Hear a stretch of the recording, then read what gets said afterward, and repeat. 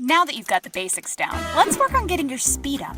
The only way you can make this happen is with frequent, focused practice. We can't stress this enough. Here are 3 tips you should follow as you practice. Focus on accuracy.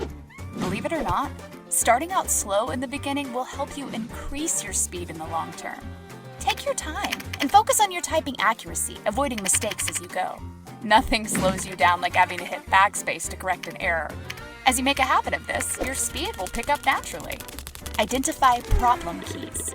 When you first learn to type, you will undoubtedly encounter keys that slow you down. It is important to identify these keys and practice them on a daily basis. Practicing those problem keys for just 10 minutes a day will increase your speed and accuracy scores. Perfect your technique. Strong techniques are the actions that move fingers and hands in the most efficient and effective manner. The more you perfect your technique, the faster and more accurately you will type. Technique can also be improved by practicing good posture, correct hand placement, and keeping your eyes on the screen while typing. Now get after it, Speedy!